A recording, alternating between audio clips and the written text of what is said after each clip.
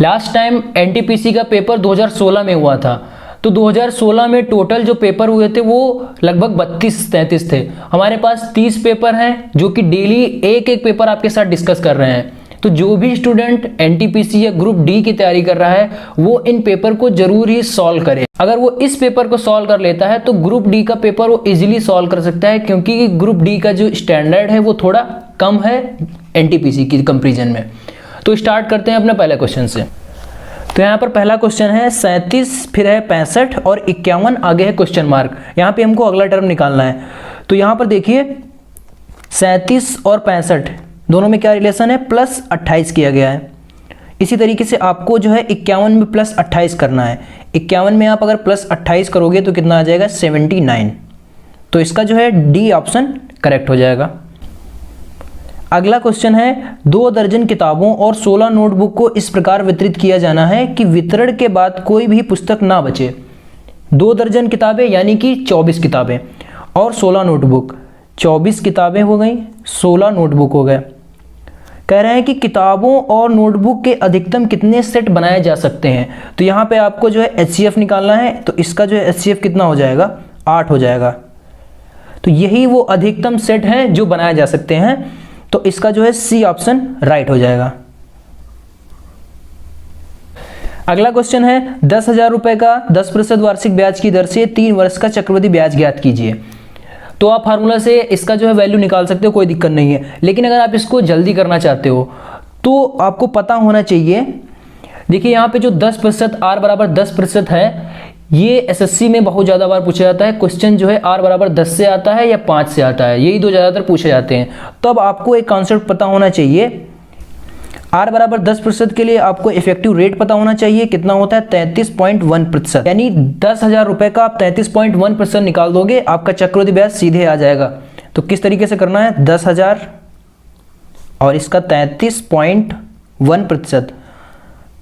बाकी इस टॉपिक पर हम कंप्लीट वीडियो बना देंगे जिससे आपको इस तरीके क्वेश्चन सॉल्व करने में कोई भी दिक्कत नहीं आएगी। आप जल्दी से इजीली क्वेश्चन को सॉल्व कर पाओगे, कैलकुलेशन भी बहुत कम होता है इसमें। तो यहां से आप इसको कट करोगे तो आपका सीधे चक्रवृद्धि ब्याज आ जाएगा। ये ब्याज कितना होगा, 3310 रुपया। तो इसका जो है बी ऑप्शन करेक्ट हो जाएगा। अगर आप इसको फार्मूला से करते तो हो सकता है गलत होने के चांसेस ज़्यादा हैं, और टाइम भी यहाँ पे बचाना ही है, तो टाइम तो लगना ही लगना है अगर आप फार्मूला से करते हो। अगला क्वेश्चन है, एक वस्तु पर 12.5% लाभ लेकर 2250 रुपये में बेचा जाता है। प्रॉफिट है 12.5% और यहाँ पे जो है सेलिंग प्राइस दिया हुआ है वो 2250 है। तो आपको प्रॉफिट ज्ञात करना है, प्रॉफिट कितना है। तो 12.5% प्रॉफिट है, तो इसका मतलब होता है 112.5। ये आपको दिया हुआ है 2250 रुपये। और आपसे क्या पूछा जा रहा है, लाभ की राशि पूछी जा रही है, यानी कि प्रॉफिट पूछा जा रहा है। तो प्रॉफिट कितना है, 12.5% है, तो हमको 12.5% निकालना है। 2250 अपान 112.5 इंटू 12.5। तो यहां से ये कैंसिल हो गया और इसको कट करोगे तब यहां पर 2 आ जाएगा, और 125 गुणा 2 कितना हो जाएगा, 250। तो यहाँ पे प्रॉफिट टोटल कितना हुआ, 250 रुपए। इसका जो है बी ऑप्शन राइट हो गया। अगला क्वेश्चन है क्वेश्चन नंबर 5। यहाँ पे आपको माध्य निकालना है। तो माध्य निकालने के लिए सारे संख्याओं को जो है जितने भी नंबर्स दिए हैं उनको ऐड कर दीजिए, और टोटल कितने नंबर हैं उससे आप डिवाइड कर दीजिए। तो ये हो गया 2 2 4 3 7 4 11 11 5 16 16 5 21 21 7 28 28 8 36। तो 36 डिवाइडेड बाय कितने नंबर हैं टोटल, 1 2 3 4 5 6 7 8। टोटल कितने नंबर है, 8 नंबर है। तो ये हो गया 36/8। तो ये हो गया 8 चौको 32 और 8 पचे 40, यानी 4.5 इसका आंसर हो गया। ऑप्शन नंबर ए इसका करेक्ट हो गया। अगला कह रहे हैं कि फाइंड द स्मॉलेस्ट वैल्यू। आपको सबकी जो है वैल्यू निकालनी है और ये बताना है कि सबसे छोटा कौन सा है। तो सबसे पहले में क्या आंसर आएगा, 0.001, और अगले में कितना आंसर आएगा, नेक्स्ट में 0.01, फिर उसके बाद कितना आएगा 0.005, और लास्ट वाले में कितना आएगा, ये हो गया 4 1 2 3 4। तो 1 2 3 4, ये तो सबसे छोटी वैल्यू कौन सी है, ये सबसे छोटी वैल्यू है, तो इसका जो है डी ऑप्शन सही हो गया। अगला क्वेश्चन है क्वेश्चन नंबर 7। एक निश्चित पुरस्कार PQR को 3:5:7 के अनुपात में बांटा जाता है। यदि P को R से 1000 रुपये अधिक मिले हों तो Q की हिस्सेदारी बतानी है। यहाँ पर देखिए, यदि R को P से 1000 रुपये अधिक मिले हों, यानी R और P में जो डिफरेंस है वो 1000 का है, तो R और P में कितना डिफरेंस है? यहाँ पर R और P में 4 का डिफरेंस है, तो 4 बराबर कितना हमको दिया हुआ है क्वेश्चन में? 1000 दिया हुआ है। तो 1 की वैल्यू कितनी हो जाएगी? 1000/4 यानी कि 250। और हमसे क्या पूछा गया है? हमसे पूछा गया है Q की वैल्यू निकालनी है। तो यहाँ पे Q कितना है? 5 है, तो यानी कि हमको 5 की वैल्यू निकालनी है। अगर 1 बराबर है 250 तो 5 बराबर कितना होगा? 250 गुणा 5, यानी ये 1250 रुपये। तो इसका जो है बी ऑप्शन राइट हो जाएगा। अगला क्वेश्चन है, यहाँ पे इसको मल्टीप्लाई कराना है और आपको x का मान निकालना है। तो ये हो गया 12x - 8 बराबर 6x + 16। तो ये 6x बराबर हो गया 24 और x बराबर कितना हो गया? 4। x की वैल्यू आ जाती है यहाँ से 4। तो इसका जो है डी ऑप्शन राइट है। अगला क्वेश्चन है, यदि आयत के विकर्ण की लंबाई और आधा परिमाप 11 सेंटीमीटर तथा 13 सेंटीमीटर है तो इसका क्षेत्रफल आपको बताना है। तो सबसे पहले यहां पर हम फिगर बना देते हैं। ये हमको दिया हुआ है 11 सेंटीमीटर, जो इसका विकर्ण है वो हमको 11 सेंटीमीटर दिया हुआ है। और आगे कह रहे हैं इसका अर्ध परिमाप। अर्ध परिमाप यानी सबसे पहले तो आपको पता होना चाहिए परिमाप क्या होता है। तो 2 ब्रैकेट लंबाई प्लस चौड़ाई, इसका जो है परिमाप हो गया। अब हमको कह रहे हैं कि अर्ध परिमाप। अर्ध परिमाप का मतलब है कि लंबाई प्लस चौड़ाई हमको दिया हुआ है 13 सेंटीमीटर। तो अगर हम लंबाई x मान लेते हैं और चौड़ाई y मान लेते हैं, तब हमको क्वेश्चन के अकॉर्डिंग x + y की वैल्यू दी हुई है 13। तो आगे कह रहे हैं क्षेत्रफल क्या होगा। अच्छा, क्षेत्रफल अगर किसी आयत की लंबाई x है और चौड़ाई y है, तब इसका क्षेत्रफल क्या हो जाएगा? xy। तो हमसे xy की वैल्यू पूछ रहे हैं। x + y बराबर 13 है और xy की वैल्यू पूछ रहे हैं। और एक और हम इक्वेशन यहाँ से बना सकते हैं, किस तरीके से? पाइथागोरस प्रमेय लगाकर x² + y² बराबर 121, 11 का स्क्वायर 121। तो यहाँ से हम एक पाइथागोरस प्रमेय लगाकर एक इक्वेशन बना लेते हैं। तो इस इक्वेशन को आप फर्दर सॉल्व करोगे तो ये हो जाएगा x + y का होल स्क्वायर - 2xy बराबर 121। x + y की वैल्यू यहाँ पर 13 दी हुई है, 13 का स्क्वायर करोगे तो ये हो जाएगा 169 - 2xy = 121। xy बराबर ये 169 से आप 121 को घटाओगे तब आएगा, तो ये यहाँ पे हो जाएगा 48 और फिर जो है फर्दर 2 से डिवाइड करोगे तो ये हो जाएगा 24। तो xy की वैल्यू 24 आ गई, लंबाई गुणे चौड़ाई 24 आ गई, मतलब क्षेत्रफल हमारा 24 सेंटीमीटर स्क्वायर हो गया। तो इसका जो है डी ऑप्शन करेक्ट हो गया, ऑप्शन नंबर डी 24 वर्ग सेंटीमीटर। नेक्स्ट क्वेश्चन है क्वेश्चन नंबर 10। 15% छूट के बाद 2 पेनों का एक पैकेट 340 रुपये में खरीदा गया। प्रत्येक पेन का जो है क्रय मूल्य आपको बताना है, यानी 85% बराबर 340 रुपये। तो 100% कितना हो जाएगा? 100% हो गया 340 डिवाइडेड बाय 85 इंटू 100। सीपी हमसे पूछा गया है प्रत्येक पेन का सीपी। तो यहां से 17 से कट किया, ये हो गया 5 और ये हो गया 20, ये हो गया 4, यानी 400 रुपये कीमत आ गई। तो 2 पेनों की कीमत अगर 400 रुपये है तो एक पेन की कीमत कितनी हो जाएगी? 200 रुपये। तो इसका जो है ए ऑप्शन सही हो जाएगा। अगला क्वेश्चन है एकदम सिंपल सा, ऊपर हो जाएगा x + y और x - y divide x - y। तो x - y कैंसिल हो गया, कितना बचा? x + y। तो इसका जो है बी ऑप्शन सही हो गया। अगला क्वेश्चन है, एक वस्तु का सेलिंग प्राइस दिया हुआ है 1458 रुपये और सीपी दिया हुआ है 1350 रुपये। तो आपको प्रतिशत लाभ बताना है। तो प्रतिशत लाभ बराबर होता है लाभ बटे क्रय मूल्य इंटू 100। इन दोनों का डिफरेंस निकाल लो। 801 108 रुपये, क्रय मूल्य कितना है? 1350। तो यहाँ पर 1350 इंटू 100, यही परसेंटेज हो गया। इसको सॉल्व कर लोगे कितना हो जाएगा? 0 से 0 कैंसिल, तो यहाँ से हो जाएगा 1080/135। तो इसको कट करोगे तो कितना हो जाएगा 8। तो यहाँ पे जो लाभ प्रतिशत है वो 8% आएगा। तो इसका जो है डी ऑप्शन सही हो गया, 8%। अगला क्वेश्चन है, यदि वृत्त की परिधि 18 पाई है तो क्षेत्रफल आपको बताना है। परिधि का मतलब होता है 2 पाई आर। 2 पाई आर की वैल्यू दी हुई है 18 पाई। तो यहाँ से पाई की वैल्यू कैंसिल हो गई दोनों साइड से। आर बराबर कितना आ गया, 9 आ गया। आर बराबर 9 आ गया। क्षेत्रफल हमसे पूछ रहे हैं तो पाई आर स्क्वायर, आर का स्क्वायर करेंगे तो हो जाएगा 9 का स्क्वायर यानी 81। तो इसका जो है 81 पाई सेंटीमीटर स्क्वायर हो जाएगा। तो इसका सी ऑप्शन करेक्ट हो गया, 81 पाई सेंटीमीटर स्क्वायर। अगला क्वेश्चन है, 5 कास स्क्वायर 0 अंश माइनस 4 साइन स्क्वायर 30 अंश प्लस 6 कासेक स्क्वायर 45 अंश। कास 0 की वैल्यू होती है 1, तो 1 का स्क्वायर करेंगे तो आ जाएगा 5 × 1। फिर उसके बाद -4 इंटू साइन 30 की वैल्यू होती है 1/2, उसका स्क्वायर करेंगे हो जाएगा 1/4, तो इंटू 1/4 कर दिया, प्लस 6 इंटू कासेक 45 की वैल्यू होती है √2, इसका स्क्वायर करेंगे तो हो जाएगा 2, तो यहाँ पे हो गया 2। ये हो गया 5 - 1 + 12, तो ये हो गया 4 और 12 4 16। तो यहाँ पर ऑप्शन देख लेंगे कौन सा सही हो जाएगा, ऑप्शन नंबर डी 16 करेक्ट हो जाएगा।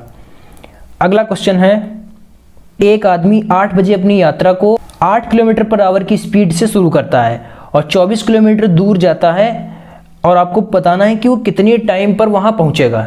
8 किलोमीटर पर स्पीड से जा रहा है और 24 किलोमीटर दूर उसको जाना है। तो सबसे पहले यहाँ पर टाइम निकाल लेंगे। टाइम कितना होगा, t बराबर डिस्टेंस कितनी है, टोटल 24 किलोमीटर है, तो 24 डिवाइडेड बाई 8 किलोमीटर की स्पीड से जा रहा है तो 8, यानी कि 3 घंटा उसको लगेंगे। अच्छा, उसने कितने बजे अपनी यात्रा स्टार्ट की थी, 8 बजे स्टार्ट की थी, तो 8 बजे से उसको 3 घंटा समय लगा, यानी कि 8 3 11, तो वो 11 बजे पहुंचेगा, प्रातःकाल पहुंचेगा, यानी 11 AM। तो इसका जो है कौन सा बी ऑप्शन सही हो जाएगा। एक मोटरसाइकिल m की गति दूसरी की गति से दोगुनी है। m 100 किलोमीटर की दूरी 1 घंटा 15 मिनट में तय करता है, तो l की स्पीड क्या होगी। तो m की स्पीड कितनी है ये सबसे पहले निकाल लेते हैं। स्पीड बराबर ये हो गया 100 और टाइम 1 घंटा 15 मिनट। 1 घंटा 15 मिनट का मतलब है 15 मिनट को जब घंटे में आप कन्वर्ट करोगे तो 15/60 करोगे, यानी कि 1/4 होगा। 1/4 मतलब कि 0.25, तो जो 1 घंटा 15 मिनट है उसको लिखोगे आप 1.25 घंटा। तो टोटल टाइम कितना हो गया 1.25। तो ये स्पीड आई है, m की स्पीड आई है और हमसे पूछा गया है l की स्पीड कितनी है, तो इससे हम 1/2 कर देंगे, तब आपको l की स्पीड मिल जाएगी। अब यहाँ पे कैलकुलेशन है, सॉल्व कर लेंगे। 25 से इसको कट किया तो ये हो जाएगा 5, ऊपर कितना हो जाएगा, ये हो गया 4, और फिर से कट किया तो ये हो गया 20, और 2 को बचा है उसको भी कट कर देंगे, ये हो जाएगा 10। तो 10 × 4 बचा, तो स्पीड कितनी आ जाएगी, स्पीड आ जाएगी 40 किलोमीटर/आवर। ये स्पीड किसकी है, ये l की स्पीड है, स्पीड ऑफ l, ये 40 किलोमीटर/आवर है।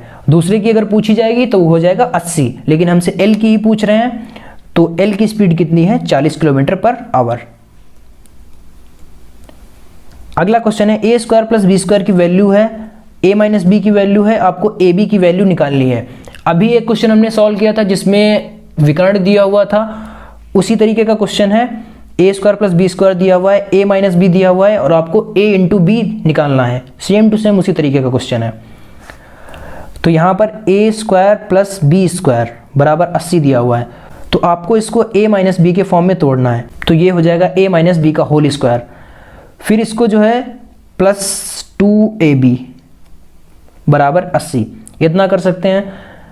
a - b की वैल्यू कितनी दी हुई है 4, तो 4 का स्क्वायर हो जाएगा 16 + 2ab बराबर 80।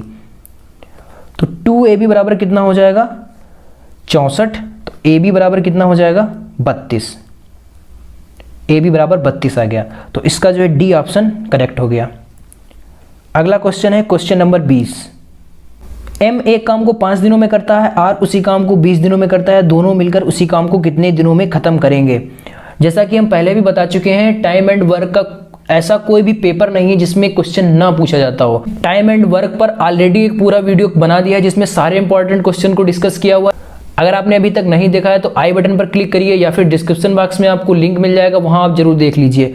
तो हमने सारे इस टाइप के क्वेश्चन जो एग्जाम में पूछे गए हैं वो सारे क्वेश्चन डिस्कस किए हैं।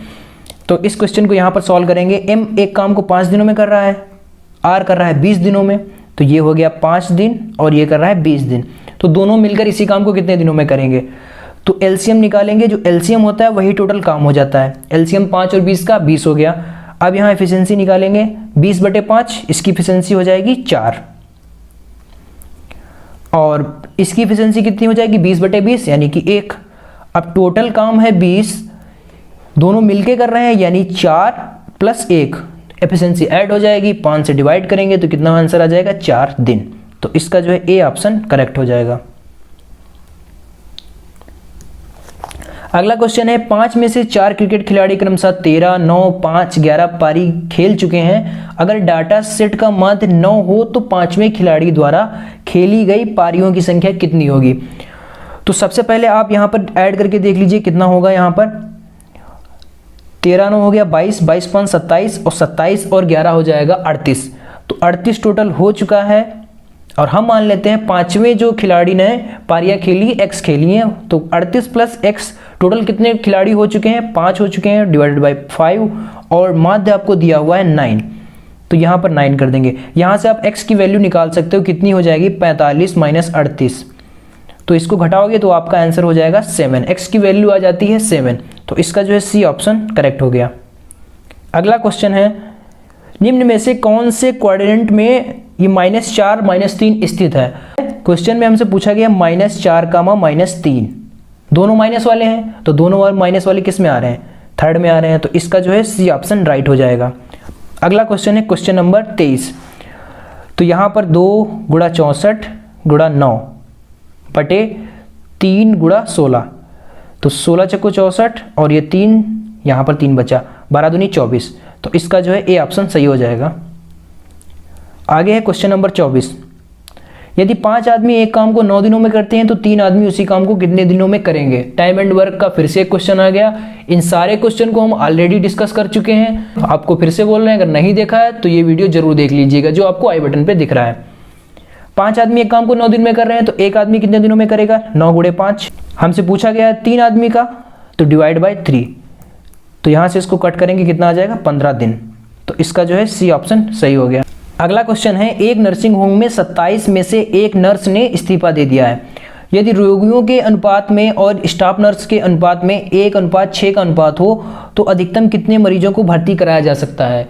यानी 6 पेशेंट को सिर्फ एक नर्स देखेगी। तो अभी 27 थे लेकिन एक कम हो गया, तो यानी टोटल 26 बचा है। अगर एक नर्स जो है वो 6 लोगों को देखती है तो 26 नर्स कितने लोगों को देखेंगे? 26 × 6, तो इसका मल्टीप्लाई करा देंगे, ये हो गया 6 और 15, यानी 156 टोटल मरीजों को भर्ती कराया जा सकता है। इस क्वेश्चन का ए ऑप्शन करेक्ट हो जाएगा। आई होप आप लोगों को इंटरेस्ट आ रहा होगा और आपको क्वेश्चन का स्टैंडर्ड पता चल रहा होगा। वीडियो अगर आपको अच्छा लगा हो तो प्लीज़ लाइक कर दीजिए और ज़्यादा से ज़्यादा लोगों में शेयर करिएगा। चैनल को अभी तक सब्सक्राइब नहीं किया तो प्लीज़ सब्सक्राइब कर लेना। अगर कोई भी आपको डाउट होता है तो आप जो है कमेंट कर सकते हैं या फिर टेलीग्राम ग्रुप ज्वाइन कर सकते हैं। डिस्क्रिप्शन बॉक्स में आपको टेलीग्राम का लिंक मिल जाएगा। Thanks for watching.